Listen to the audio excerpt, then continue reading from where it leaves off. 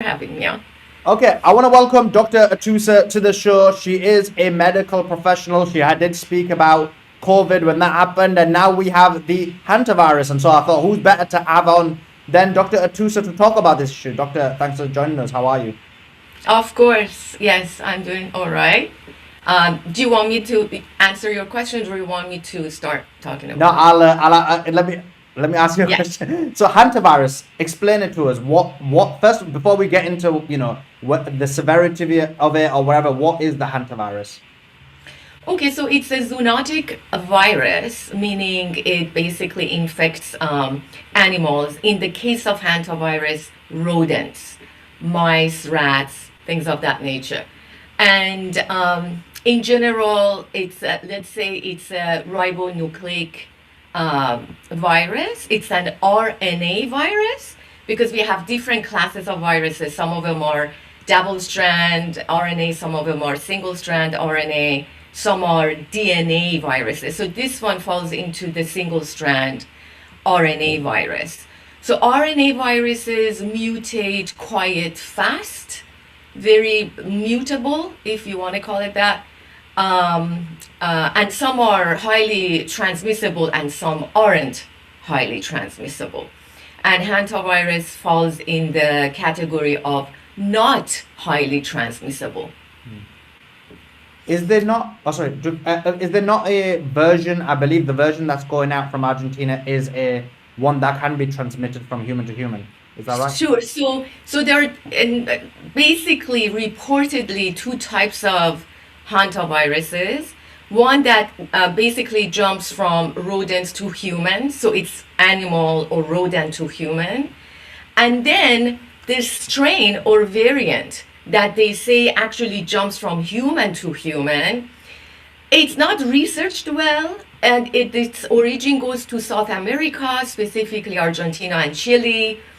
And basically, the way they came up with that during an endemic in the South America, Chile, Argentina, there was a strain that became an endemic. So they, let's say, traced it through the humans that were infected.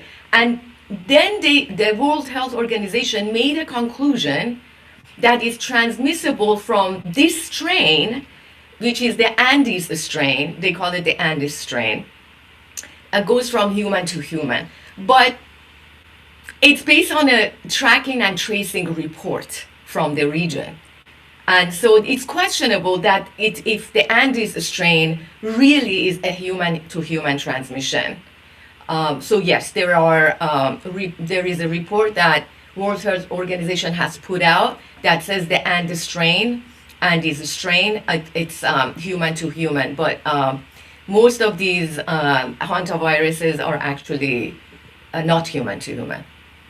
So, if you can tell the audience the story of what happened with this virus, I believe there was a cruise ship from Argentina. I believe 8 people are dead or 3 people are dead. If you could just let everyone know what's Three. happening with that. Okay, Yeah. So this is a older ship. It's an ocean cruiser. It's an older ship. It's not one of the newer ships. That basically was in that region of Argentina, etc. And in the 10th day of the cruise, one passenger who is a male, 70-year-old, passes away on the ship. But still, there was no understanding of the causation of the death. 70-year-old dies. He was traveling with his wife. And so they basically get both of them off of the ship. And within a couple of days or so, the wife also feels sick. They put her in a hospital in Johannesburg, and she also passes away. By this time, they're able to do some testing, and then they associate the cause of death to the hantavirus and the strain that is Andes strain, and that is supposedly human to human. But we have to be skeptical about the human to human aspect of it, and not just take it as face value. And so a lot of, historically speaking, ships, cruise ships, industrial ships that navigate the oceans and the waters have always been a place for mice and rat infestation. And generally, it's so easy for that to become basically a space in which transmission from rodents to humans becomes possible, very much so on the ship. So, is it possible that the ship picked up a rat or a mice when it docks in different areas in the South America area or in other areas? Is it possible that the rat or the mice got into the produce, the boxes of fruits and vegetables or grains, etc., that are basically transported to the ship, and then infected the food material? Because how it's transmitted from rodents to humans is by their excrement, so meaning saliva, urine, feces. And so if this becomes airborne, or let's say if these particles get into food, or someone touches a surface and then starts eating something, etc., this is how it's mainly transmitted. And so is it possible that there was a rat or an infected mice on the ship that caused the animal to human transmission and not so much human to human? So 8 people are dead. 8 people are infected. 8 people from the ship are infected, and 3 people have passed away. So I read that this hantavirus has spread to a number of places. I think there's 3 cases in the United Kingdom and a few other cases in a number of areas. What's the reason for that? So if you look at CDC's data, there have been from the 90s, from mid-1990s to the current time, there have been 800 cases of hantavirus. 800. That's not a lot, actually. Because if you compare it to the influenza infections, the common cold infections, etc., this is really a nominal number. Now, during endemics in different regions, even different states, I had the stats, even like in, so there have been hantaviruses in California. In the past, there have been hantaviruses in Arizona. This is not New Mexico. So there have always been cases, but they're very few. And generally, it's animal to human transmission. And when it's treated early, it doesn't cause death. So I'm not surprised if there are a few cases here and there. That doesn't mean that they are the Andes strain, that is human to human.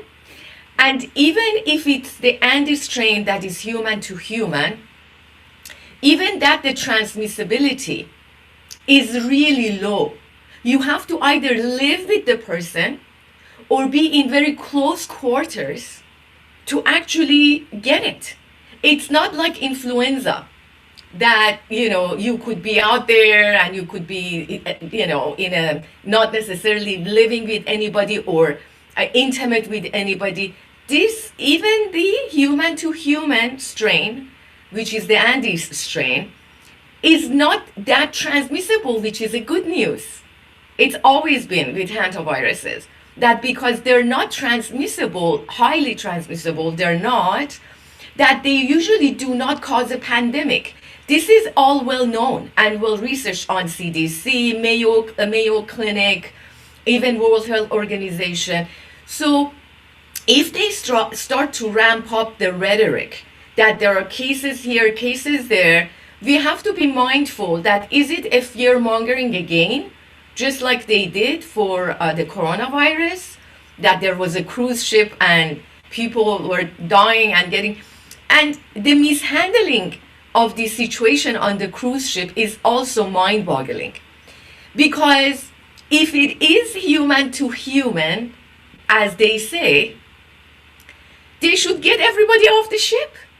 Because they're keeping them in closed rooms, closed quarters, a small ship, small rooms, from the reports that I have seen, they're not letting them get on the deck to be exposed to fresh air and sunlight.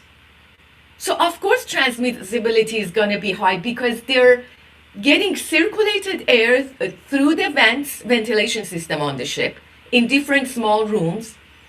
And obviously this is going to cause more infected cases on the ship, which is exactly what happened during the coronavirus on the first cruise liners that were having this. And so we got to be mindful of it when they start to ramp up. There are cases here, there are cases. There have always been cases of hantavirus from rodents to humans. When they're treated, fine, nobody needs to die. If it becomes a hemorrhagic fever, there is a strain of hantavirus that is called hemorrhagic fever. It's a South Korean strain, meaning the first time that it was noticed or classified was in South Korea during an endemic, and it causes hemorrhagic fever or internal bleeding, which ultimately caused kidney failure and massive numbers of death. And so, but this is not that strain. This is not that strain.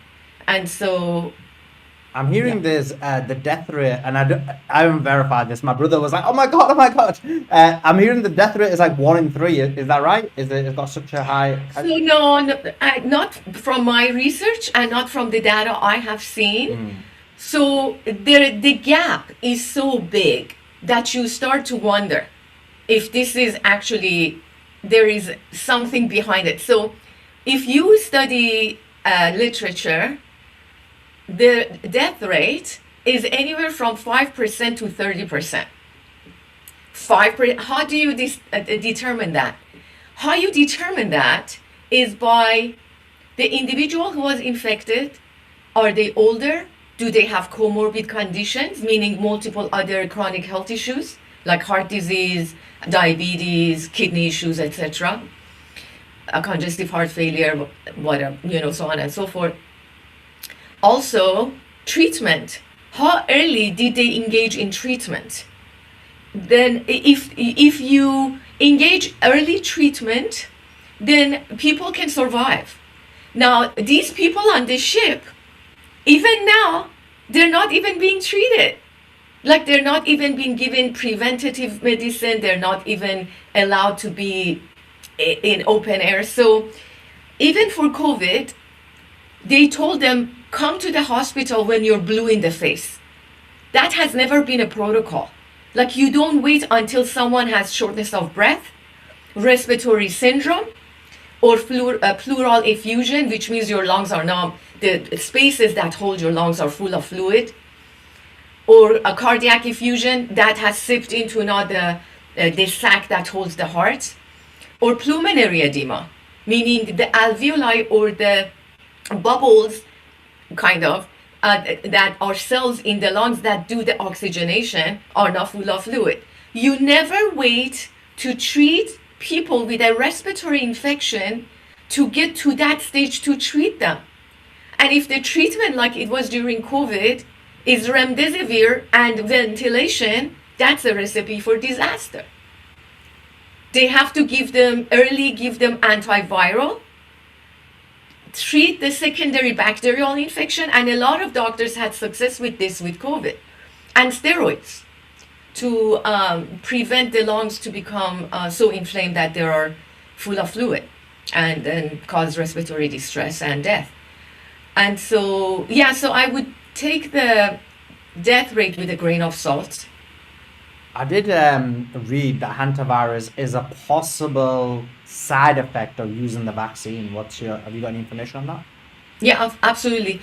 So when Pfizer put out their early documents, they basically early on after the clinical trials, etc., they put out some possible side effects, some side effects during the trial, contraindications, which included, let's say, autoimmune conditions even, but a lot of people with autoimmune conditions went and got the vaccine because it wasn't done through properly with informed consent. When you look at the document that said possible side effect, yes, I've seen that document, and hantavirus was one of the possible side effects, which is highly suspicious. Okay, and how bad is this, Dr. Atousa? Do we need to lock down? Do we need to keep our distance? Do we need to pull some face masks out? So I wouldn't say, no, absolutely not. I'm completely against the lockdowns. But if someone is diagnosed with hantavirus, that person needs to stay home. Just what I said during the COVID-19.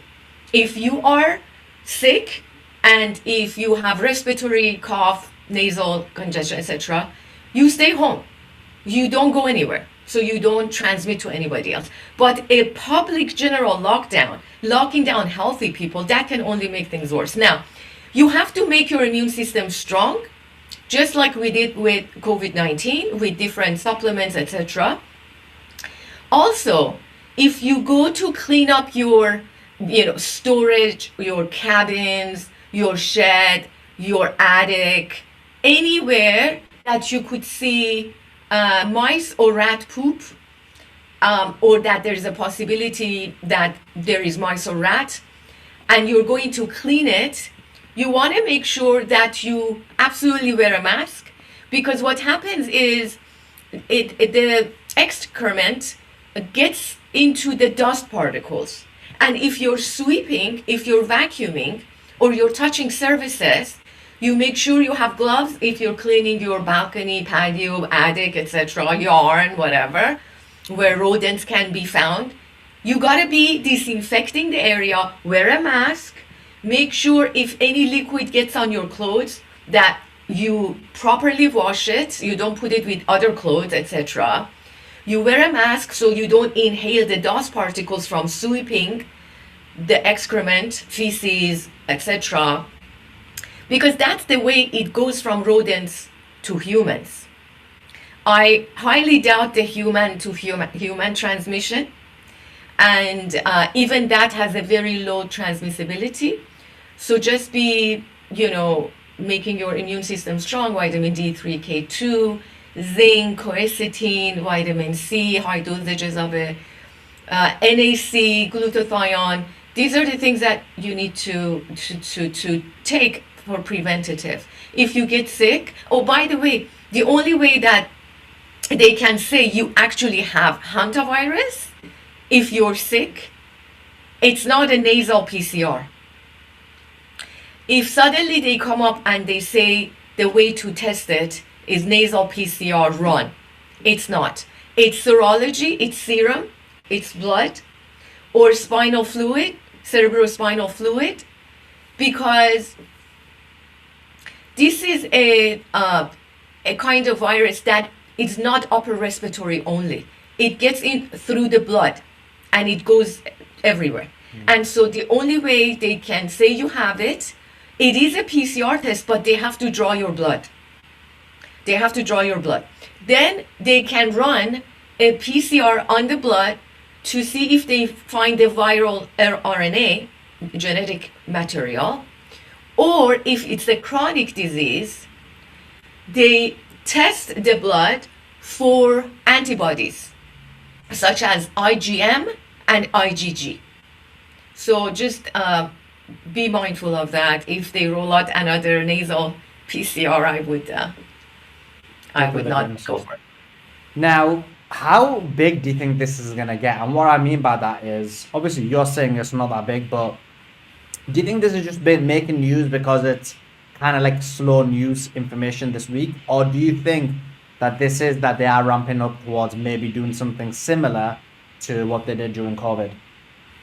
See, because I've been in the healthcare profession for decades, I've seen this with H1N1, with MERS, Middle Eastern Respiratory Syndrome, with bird flu, swine flu, etc.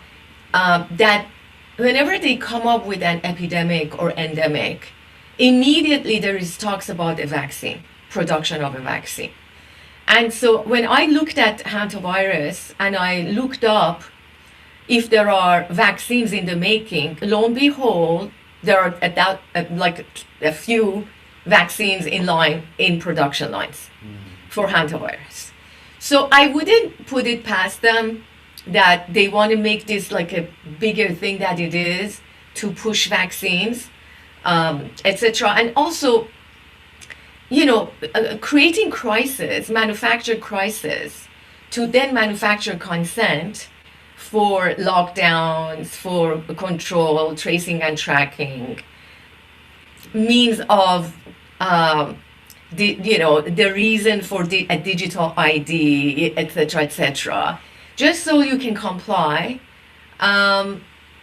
Could this be one of those instances that they're manufacturing crisis to either bring their control and domination, as they have been trying, and also push vaccines? Possible. We have to wait and see. But I would say don't fall for fear mongering. That, oh my goodness, now there's going to be this and I have to wear masks as I go up. No, unless you're cleaning up those places that I already mentioned with rodent excrement. So And there are vaccines in the making, and CDC has a couple of them patents. yeah, so that kind of explains the motive. And yeah, we had a similar incident in the UK. If you remember, there was mad cow disease, and there was many of these different instances, right? But they've never inflamed to the level of COVID and the lockdowns. Do you think they would try? And I don't think they'll try something like that, right? Because I think people are less amiable to that. They wouldn't try the same thing again, in my view. But in terms of specifically this hantavirus, do you expect it to spread a bit more, or do you think it dies down after a short period of time? Honestly, my personal opinion is that it wouldn't spread a lot more.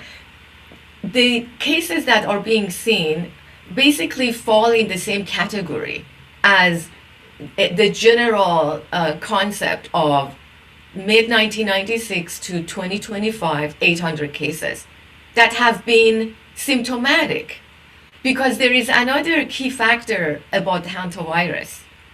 When there has been endemics in different regions, they have actually tested individuals. And in previous endemics of it, there were 2% of the UK that were tested that had antibodies, 3% in the US that had antibodies, and 6% in Argentina that had antibodies. What does this mean? That means even during endemics or in endemic regions, there is such a low level of population with antibodies. What does that mean? That means exposure. That means exposure to the virus. So if you have such a low exposure, what does that mean? That it's not transmissible that much. And also, in the same reports where I saw the statistics, some of these people that were tested with positive antibodies, like the 2%, 3% in US, 2% UK, 6% Argentina, some of these people weren't even symptomatic. They never developed symptoms. They never did, which means you got exposed to the virus somehow, and your own first line defense and then second line defense of your immune system killed it on the spot. So it never made it to the point that the incubation in your body got to the degree that you develop symptoms. So that's also I think a good thing to know when it comes to the question you asked about how bad do you think it will get, etc. Interesting. One last question, Dr. Atousa. Looking at this, these kind of viruses, you looked at the WHO. What's your view on the WHO? Like, do you think that should be disbanded? There was a lot of calls for it during the previous pandemic, or do you think there is certain functions that it can help with, and they maybe try to overreach in certain aspects? Honestly, I think the idea of having a global organization that dictates health policies is not the best way to go about basically future pandemics, endemics, etc., epidemics, etc. I feel like we need to empower local health organizations that are not funded by people like Bill Gates. Did you know that 40% of the budget of World Health Organization is provided by the Gates Foundation? So there is always, pay to play, quid pro quo, etc. When an organization like World Health Organization is funded by private entities that are highly invested in pharmaceutical industry. And so there are certain policies by World Health Organization that are fantastic, but then when it comes to pandemics and controlling, dictating globally what happens, I'm against any global dictation when it comes to our health policies. So I would say that it's smart to pull out of them, but then also empower local like CDC, FDA, but then make them a nationalized organization, not a private entity. CDC is a private entity. And so they get a lot of their funding from, again, people who are invested in pharmaceutical industry and the medical industrial complex. And so, yeah. So, Dr. Atousa, thank you for joining us. I know you've got a Amazon bestseller book called Holy You. What's the book about? Holy You, yeah. So it's basically about health and wellness, but from a holistic perspective, whole of you, mind, body, spirit. And also it has different tools, small steps that each individual can take on their own in each chapter to make sure they optimize their health and they understand key signals of health in their own body. And so they can be more preventative in their approach to their health and optimizing health instead of relying on the medical industrial complex and having symptom eradication with, any little thing. You take a pill, you do medical intervention. So there are a lot of practical concepts in the book that people can take into their lifestyle and daily routines, including detox, very simple detox, daily routines that enhance your circadian rhythm and perfect timing for different activities, all researched, I have citations for research that basically people can benefit from knowing that it's scientifically based. Awesome. That sounds like a pretty cool book. I think my mum would love that as well. Much love. Appreciate it. Thank you so much for taking your time out to join us, Dr. Atousa. Always appreciate you. Thank you for coming on. Of course, my pleasure, Sully. Appreciate you as well. Thank you so much. That was Dr. Atousa. Make sure you give her a follow. She has got an X handle as well, which is Dr. Atousa as well. She's on the show quite a bit. And like, comment, and subscribe. Let me know your thoughts in the comments. What's your thoughts? Is it over? Is the Hantavirus taken over or not? Let me know your thoughts in the comments. Like, comment, and subscribe. Subscribe.